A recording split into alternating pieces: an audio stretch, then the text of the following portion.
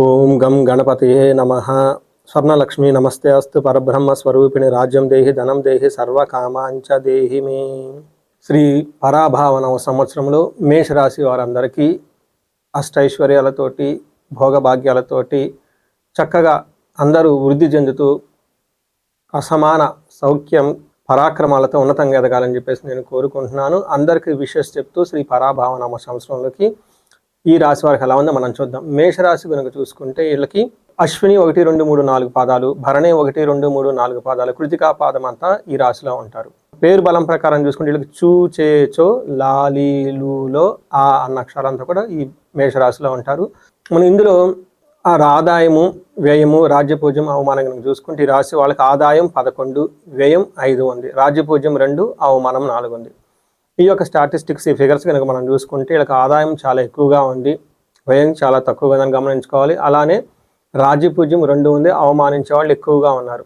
అంటే ఈ రాశి వాళ్ళకి ఈ రాబోయే సంవత్సరంలో అన్ని విధాలుగా బాగుంటుంది.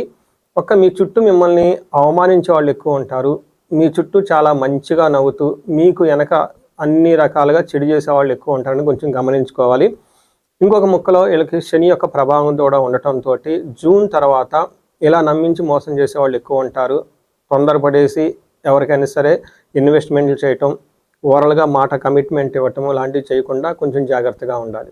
ఈ సంవత్సరం మీరు చూసుకుంటే మీ శని అంతా మీకు మీనరాశిలో ఉండి 12వ స్థానంలో ఉన్నారు. తర్వాత గురుడు వచ్చేటప్పటికి 3వ స్థానంలో మిథున రాశిలో ఉన్నారు. జూన్ తర్వాత కర్కాటక రాశిలోకి వెళ్తూ ఉన్నారు. తర్వాత రాహు వచ్చేటప్పటికి కుంభరాశిలో, కేతు వచ్చేటప్పటికి సింహరాశిలో ఉన్నారు. ఈ యొక్క గ్రహాలంతా మనకి 11వ నెల వరకు, నవంబర్ 2 వరకు కూడా ఉండే అవకాశం ఎక్కువగా ఉంటుంది ఇదే ప్రదేశంలో. సో జనవరి 23 వరకు ఆల్మోస్ట్ రాహుకేతువులు అక్కడే ఉంటారు. ఈ ప్రకారం చూసుకుంటే ఈ యొక్క గ్రహస్థితిని బట్టి మనం చూసుకుంటే మహర్షులు మనకి సంస్కృతంలో ఏం చెప్తారంటే లఘుగోచరం సూక్ష్మగోచరం అన్న కాన్సెప్ట్ ప్రకారం చూసుకుంటే వీళ్ళకి అర్ధవిహితం స్థితి నాశనం సౌఖ్యం శౌకం అని చెప్తారు. అది మనకు ఫస్ట్ 6 months. అయితే 6 months తర్వాత ఎప్పుడైతే గురువు మారుతూ ఉంటారో జూలై జూన్ మంత్లో వీళ్ళకి అర్ధవిహితం బంధుక్లేశం సౌఖ్యం శోకం అని చెప్తారు. అంటే వీటి ప్రకారం ఏంటంటే ధనం విషయంలో ఎక్కువగా చాలా కేర్ఫుల్గా ఉండాలి. మీకు ఆదాయం వస్తుంది, కానీ వచ్చిన డబ్బుని మీరు రాంగ్ డెసిషన్ తీసుకొని ఎక్కువగా కోల్పోయే అవకాశం ఎక్కువగా ఉంది. కాబట్టి కొత్తగా వచ్చిన వాళ్ళని నమ్మటం, కొత్తగా బిజినెస్లు చేయటం, ఉన్న జాబ్ని చేస్తూ ఆ జాబ్ను వదిలేసి మరలా ఏదైనా దానికి ఆల్టర్నేటివ్గా జాబ్ చేసుకోవటం, ఇలాంటి ఎక్స్పెరిమెంట్లు చేసే టైం కదని గమనించుకోవాలి. ధనం కోల్పోయే అవకాశం ఎక్కువగా ఉందని గమనించండి. తర్వాత మనకి ఏమవుతుంది ఏంటి అని ఇంకా డీటెయిల్స్గా మనం చూసుకుంటే శనికి వీళ్ళకి 12వ స్థానంలో ఉన్నారు. ఇది ఏలినాటి శని యొక్క ప్రభావం ఉందని చెప్తారు.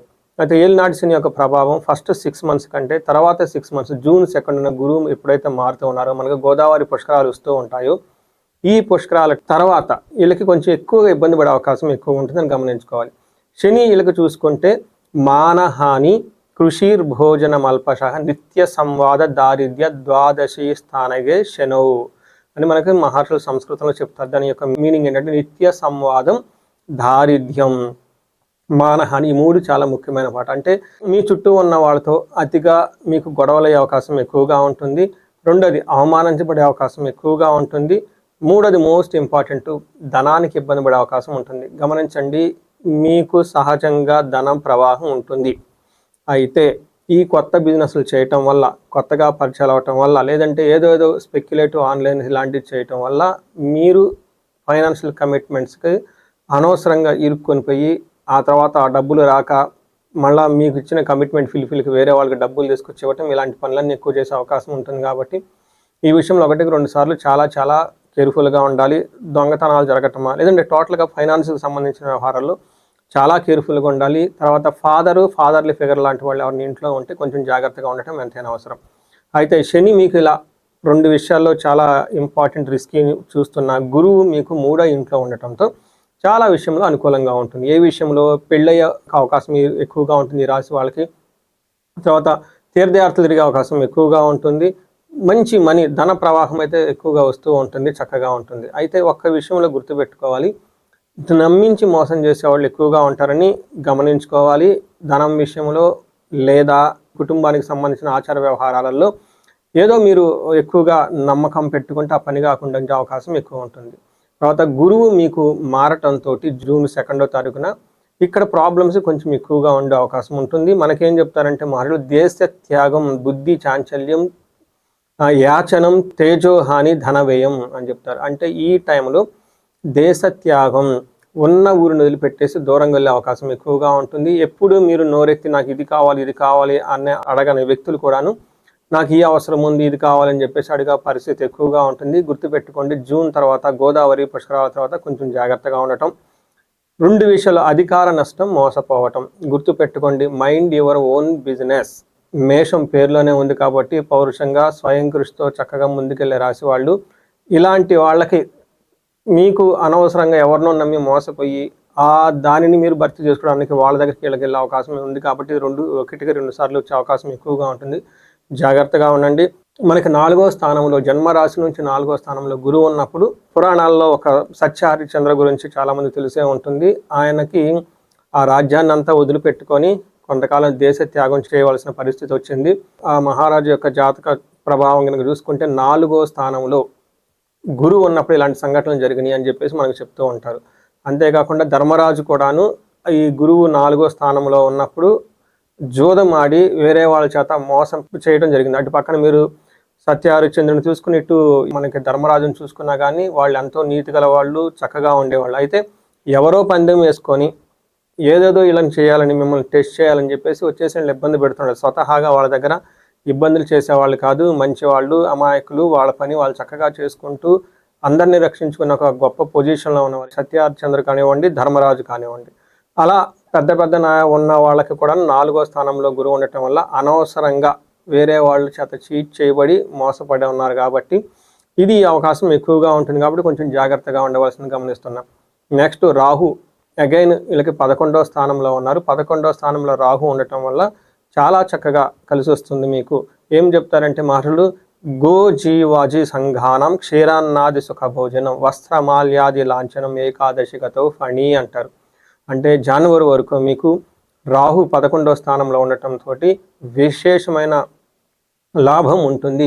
ఎలాంటి లాభం అంటే మీకు ఈ పూర్వకాలంలో అయితే ఆవులు, గుర్రాలు, ఏనుగులు, ఎలిఫెంట్లు, సర్వెంట్లు మొత్తం అంతా హెల్ప్ చేసేవాళ్ళు అన్నట్లు మనకు చెప్తారు. అంటే ఇప్పుడు దేశం కాలమాన పరిస్థితుల ప్రకారం మీకున్న టెక్నాలజీ కానివ్వండి, ఇంటర్నెట్, కార్లు, మీకు ఉన్న సర్వెంట్స్, ఇలా ప్రతి ఒక్కళ్ళు మీకు అనుకూలంగా ఉన్నైతే ఎవరైతే ఉన్నారో వాళ్ళంతా మీకు సపోర్ట్ ఇచ్చేసి ముందుకు తీసుకెళ్లే అవకాశం ఎక్కువగా ఉంటుంది. ఈ రాశి వాళ్ళకి ఏలినాడ్సిన యొక్క ప్రభావం 1 year క్రితం స్టార్ట్ అయినా కానీ ఎక్కువగా ఎవరు సఫర్ అవ్వలేదు. దానికి కారణం ఏమంటే రాహు ఇలాంటి గ్రహాలు చక్కగా అనుకూలించటం వల్లని గమనించుకోవాలి. సో చూసారు కదండి, ఈ మేషరాశి వాళ్ళకి నక్షత్రం ప్రకారం కూడా మీకు ప్రిడిక్షన్ చెప్తాను. అశ్విని నక్షత్రం వాళ్ళకి ఎవరైతే ఉన్నారో రియల్గా గుర్తుపెట్టుకుంటే చాలా బాగుంటుంది. వీళ్ళకి ఎంత బాగుంటుంది అంటే ఇలా ఐశ్వర్యవంతంగా ఉంటారు, సంతోషంగా ఉంటారు, సుఖంగా ఉంటారు, ధన ప్రాప్తి ఉంటుంది, హెల్త్ బాగుంటుంది, ధనలాభము, విశేష ధనలాభము, సుఖము. చూసారండి, మేషరాశిలో ఉన్న అశ్విని నక్షత్రం వాళ్ళకి గోచార రీత్యా, అంగగోచార రీత్యా చాలా చక్కగా బాగుంది. అదేవిధంగా భరణీ నక్షత్రం వాళ్ళకి ధన ప్రాప్తి ఉంటుంది, సంతోషము, ఐశ్వర్యము, ధనలాభము, సర్వజన పూజ్యము, అందరి చేత చక్కగా గౌరవింపబడే ఒక గొప్ప అదృష్టము ఈ మేషరాశి వారికి ఉంది. అలానే కృతికా నక్షత్రం వాళ్ళకి చూసుకుంటే సంపదలు వస్తుంది, ఐశ్వర్యము, సంతోషము, ధన ప్రాప్తి, సర్వజన పూజ్యము, అందరి నుంచి చక్కగా ఒక రెస్పెక్టు, గౌరవం పొందే ఒక మంచి పొజిషన్లో మీరు ఉంటారు. వీటితో పాటు ఇయర్ ఎండ్లో ఆగస్టు తర్వాత గురువు మారిన తర్వాత కృతికా నక్షత్రం వాళ్ళు కొంచెం హెల్త్ విషయంలో జాగ్రత్తగా ఉండటం ఎంతైనా అవసరం. సో చూసారు కదండి, మీకు ఒక్కొక్క గ్రహము, మేజర్ గ్రహాలు ఏ విధంగా మీకు ఉపయోగపడుతుంది, అలానే నక్షత్రం ప్రైస్ ఏ ప్రకారంగా ఉంది కూడా మీకు చెప్పడం జరిగింది. ఒక విషయం గమనించుకోవాలి, ఎప్పుడైనా సరే కొంచెం ప్రికాషన్స్గా తీసుకుంటే చాలా చాలా మంచిది. ఆధ్యాత్మికంగా ఈ రాశి వాళ్ళు ఏలినాటి శని ప్రభావం చేత ఉండటంతో ఇందాక చెప్పిన విధంగా అనుకోని విధంగా మీకు ఇబ్బందులు గురి చేసే వాళ్ళు ఉంటారు. కాబట్టి మీరు ముందు జాగ్రత్తగా శనికి సంపూర్ణ శాంతి పూజలు చేయించుకోవడం చాలా ఇంపార్టెంట్. శనికి సంపూర్ణ శాంతి పూజలు, దక్షిణ కాళీ అమ్మవారి యొక్క మంత్ర జపం కూడా చేయించుకోవడం చాలా చాలా మంచిది. వీటితో పాటు మన్యు పాశుపత అభిషేకం చేయించుకుంటే ఇంట్లో మీ ఇంటికి 1-2 సార్లు చాలా మంచిది.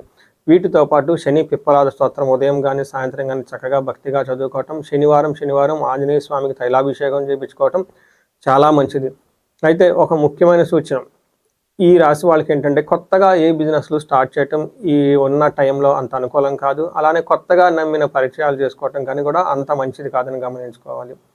ఇది కాకుండా ఇండివిడ్యువల్గా మీ యొక్క వ్యక్తిగత జాతకం చూడటం చాలా ఇంపార్టెంట్. మీకు దశాభుక్తి చక్కగా ఉన్నాయంటే ఈ యొక్క ప్రభావం అంత ఎక్కువగా పడదు. ఇన్ కేస్ మీ ఇండివిజువల్గా దశాభుక్తి సరిగా లేకపోయినా ఆ దశాభుక్తి మీకు 8వ స్థానానికి ఇలా కొన్ని రకాల క్యాలిక్యులేషన్ చూసుకోవాల్సి ఉంటుంది. అవి కనుక సరిగా లేనప్పుడు ఈ ఏలినాటి శని ప్రభావం చాలా ఎక్కువగా పడే అవకాశం ఉంటుంది. ఇంతే కాకుండా కొన్ని సందర్భంలో మీకు శాపాలు, బ్లాకేజెస్ అంటారు అనమాట. మనకి మీ అభివృద్ధికి, గ్రోత్కి ముందుకెళ్లకుండా కొన్ని ఆటంకాలు, బ్లాకేజెస్ ఉంటాయి.